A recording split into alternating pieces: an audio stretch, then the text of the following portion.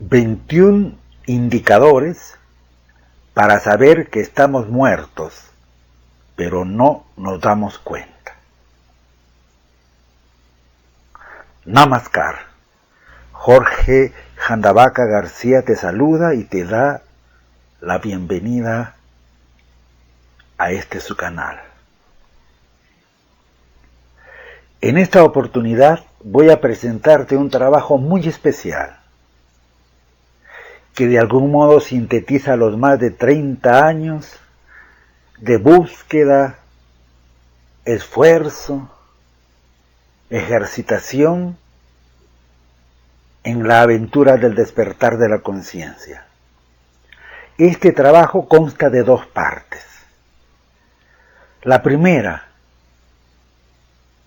en la que voy a referir lo que a mi juicio constituyen los 21 principales indicadores para comprobar que estamos muertos, es decir, en un estado de inconsciencia profunda, en la que no nos damos cuenta que no nos damos cuenta. Esta primera parte va a ser subida a YouTube en 4 entregas. Y luego, más importante aún, una segunda parte en la que se exponen los 21 indicadores del despertar espiritual, lo que significa salir del profundo sueño tamásico, del estado de inconsciencia, más exactamente, resucitar. Resucitar de entre los muertos. Pero esta segunda parte no solo contendrá lo que significa un hombre despierto, indicadores y síntomas, entre comillas, como por ahí dicen, sino en ella se expondrán algunas de las principales formas, técnicas y ejercitaciones para obtener la liberación en cada uno de estos 21 estados. Esta segunda parte de la salida, de la liberación, de moksha, de la resurrección, será publicada en la página web jorgejandavaca.com, www.jorgejandavaca.com. Ahora sí, 21 indicadores para saber que estamos muertos, pero no nos damos cuenta. Manifestaciones y síntomas de este estado de inconsciencia o sueño profundo. 17. Hacemos de nuestros quehaceres una pesada carga rutinaria. Muertos, como vamos por el mundo, en este estado no se ama lo que se hace, a excepción de los artistas, de determinado tipo de gente que no forma parte de la legión de muertos necesariamente, o por lo menos en el momento que crean. Decía que en este estado no se ama lo que se hace, se carece de disfrute en las labores que realizamos. Convertimos nuestros quehaceres en cargas, en obligaciones. Inclusive la palabra trabajo es la traba hacia abajo. Esas trabas que utilizaban los esclavos. De ahí viene la palabra trabajo. Será por eso que inconscientemente hay resistencia. La cosa es que todo eso es convertido en obligación, en carga. Solo nos agrada realizar los actos que nos proporcionan algún tipo de placer, o como los que están orientados pues al sexo, a la comida, a la ganancia de dinero, o a la ejercitación del poder. Y por supuesto una inmensa legión de personas trabaja, yo diría la mayoría casi absoluta, porque le pagan, porque necesita vivir, pero no porque ame lo que hace. Ahora, en cuanto a los actos, acciones y actividades de la vida cotidiana, decimos son tediosas y lamentablemente son ocupaciones que tenemos que hacer porque no nos queda otra cosa, decimos. Si supiéramos que tranquilamente la vida cotidiana, las tareas y ocupaciones cotidianas, justamente por su repetición, podrían transformarse en maestras de perfección, podrían transformarse en fuente de creatividad, podrían transformarse en retos de presencia, en actividades de desarrollo de atención, en actividades de desarrollo de voluntad. Pero para eso habría que darse cuenta de todo esto. Pero en este nivel no nos damos cuenta que estamos dormidos. No nos damos cuenta que no nos damos cuenta. 18. Carecemos de coherencia y armonía.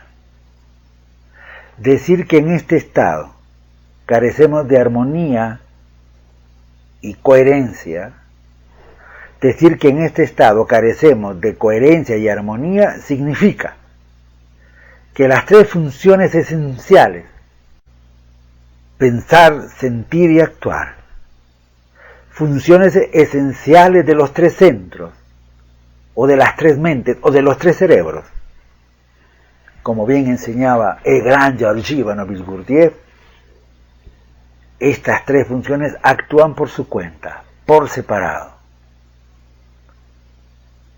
El centro intelectual, pensar, se va por un lado. El centro emocional, sentir, se va por otro lado. Y el centro motor, actuar, por otro. De esto resulta una vida incongruente, inarmónica, neurótica. No obstante, esta forma extraña y anormal de vivir nos parece normal. Por tanto, no nos damos cuenta. Por tanto, no nos damos cuenta de ello en absoluto, ni nos importa. Claro que a veces y sin querer se alinean dos de estas funciones, o a veces las tres, pero eso es por casualidad. Desconocemos lo que es trabajar con las tres. Si trabajamos adecuadamente, entonces llegamos a lo que se llama el hombre armónico, la mujer armónica, y empezamos a actuar desde el ser. Justamente hay una bella metáfora del señor Gurdjieff, una metáfora antigua, en la que se compara al ser humano y sus tres centros, el centro mental, el centro emocional y el centro motor, como un cochero, su caballo y su carruaje. Y dice que eso está funcionando mal. ¿Por qué? Porque el carruaje está totalmente descuidado. El caballo, ni qué decir, está famélico yendo de un lado para otro. Y el cochero está embriagándose en la taberna de la imaginación, corrige él, o dice mejor, en la taberna de la imaginación. En ese estado, el amo, que es el yo real, la conciencia, por supuesto, no aparece. ¿Qué va a hacer ahí? Lo que queda entonces es arreglar el coche, alimentar adecuadamente y cuidar adecuadamente al caballo, que deje de embriagarse en la taberna de la imaginación y de los ensueños y fantasías, el cochero que es la mente, y lo más importante, hacer todas las uniones a través de las riendas con el caballo y los arneses y todo lo demás. Obviamente esto va a ser desarrollado en la segunda parte, y la forma de trabajar, la forma de armonizar. Digo, repito, en la segunda parte, donde vamos a ver lo que significa estar despierto y vamos a presentar algunos ejercicios, técnicas y ejercitaciones para salir de este estado de sueño. 19. Vivimos entre los extremos del péndulo. Estamos totalmente sujetos a la pendulación, es decir, oscilamos entre los extremos, tanto a nivel de pensamientos oscilantes, tanto a nivel de la emoción, peor todavía, más pronunciado el péndulo, y por supuesto también a nivel de la acción. A más inconsciencia, el péndulo es más grande. De los extremos del placer y la alegría al extremo del dolor y la felicidad. Por supuesto, no hay mínima conciencia de ello. Y pensar que la conciencia está al medio. Y pensar que vivimos de un extremo a otro. Y que pasamos infinita cantidad de veces. Pasamos infinita cantidad de veces por el centro. Pero nunca nos detenemos. Siempre en los extremos. Y no se puede pedir otra cosa.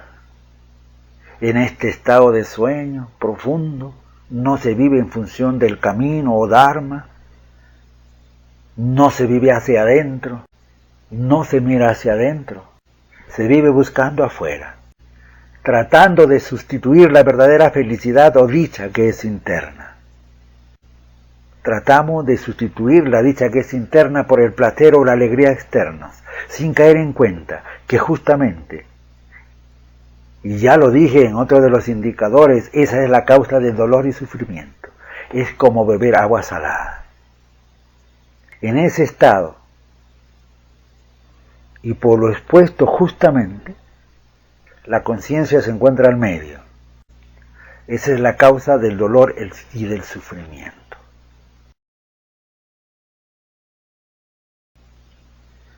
20. Carecemos de atención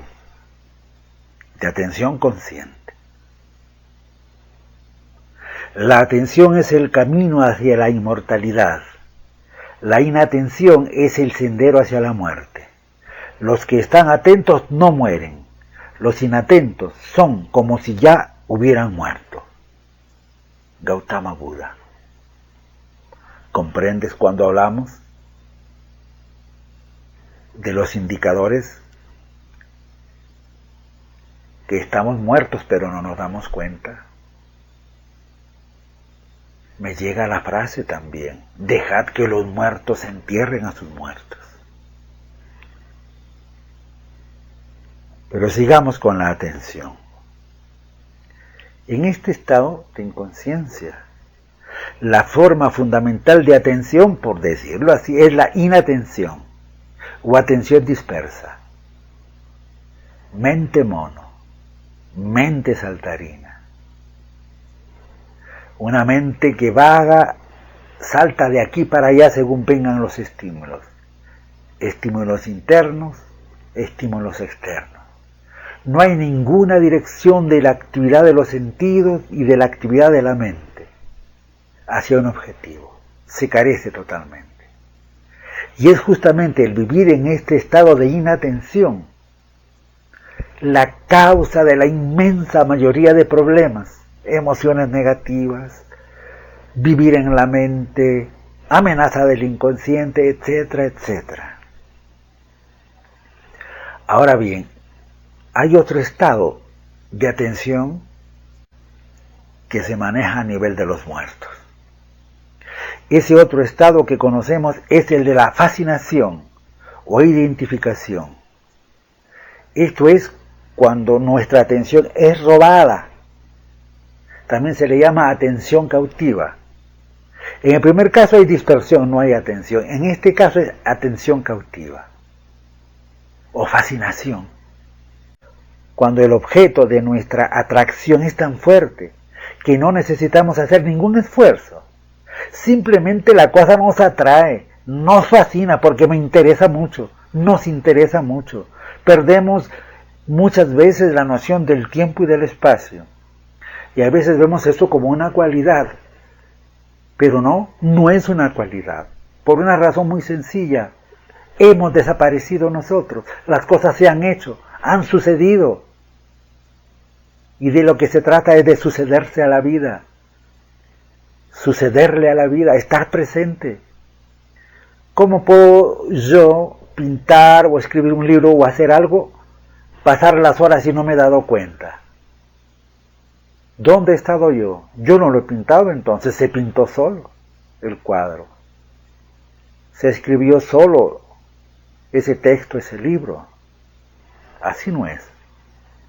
Ahora, otra forma en que puede operar la atención en este nivel de conciencia, en este estado de conciencia, más propiamente hablando, es un estado llamado la atención concentrada. La atención concentrada es el sumum de la mente, pero eso no tiene que ver nada con la conciencia. Hay personas que confunden atención con conciencia, son cosas diferentes. La atención concentrada es cuando hacemos un esfuerzo, ¿no?, para captar, ver, escuchar o entender algo, ¿no? Por ejemplo, para comprender, qué sé yo, el teorema de Tales o ejercicios matemáticos al momento de leer un libro, de hacer un análisis, por supuesto. O no, cuando queremos captar pues una lectura complicada, ahí la operamos. Pero es una atención forzada, no es una función, no es una atención libre, no es una atención dividida, menos una atención consciente. ¿Qué es la atención y cómo desarrollarla y trabajarla? Eso va a ser tratado en la segunda parte, repito. Ahora en esta primera solamente estoy dando los indicadores. Los 21 indicadores para saber que estamos muertos, pero no nos damos cuenta. Y llegamos al 21. Desconocemos la existencia de la otra orilla. Vivimos absolutamente tiranizados por el sueño, la mecanicidad, alejados completamente del camino. No hay sentido de búsqueda, ni siquiera de una búsqueda exterior. Tampoco recordamos si ese es el caso. De acuerdo a la reminiscencia de Platón, nada se aprende, todo se recuerda. Tampoco recordamos, ni buscamos, ni recordamos, ni buscamos fuera, ni buscamos dentro. Es más, no tenemos necesidad de buscar nada. Obviamente no nos damos cuenta que estamos dormidos, no nos damos cuenta que estamos muertos, entonces, ¿para qué vivir? ¿Para qué resucitar? Desconocemos pues la existencia de la otra orilla. Hablando de otro modo, diríamos que vivimos alejados del Dharma, alejados del camino, alejados del ser que somos, y no hacemos ningún movimiento, ni ningún no movimiento. Y no porque sea el caso de extrema sabiduría, si es una nada vacía, o es un vacío que no contiene nada. No es el vacío absoluto que lo contiene todo. Y para cerrar, dirás, ¿qué es esto de mantenerme en el camino, en el Dharma? Es fácil. Cuando estés pensando, hablando, sintiendo o haciendo algo, hazte estas preguntas. ¿Esto que estoy pensando o sintiendo o hablando o haciendo nace del amor? ¿Es verdadero? ¿Me produce paz interior? No te digo que preguntes surge de la conciencia, porque es un estado de inconsciencia, pero podrías atreverte a preguntar. a partir del otro mes ya estará listo en la página web los 21 indicadores de lo que es una persona despierta y la forma de salir de este estado de sueño. En nuestra metáfora, llegar a ese estado de resurrección. Namaskar.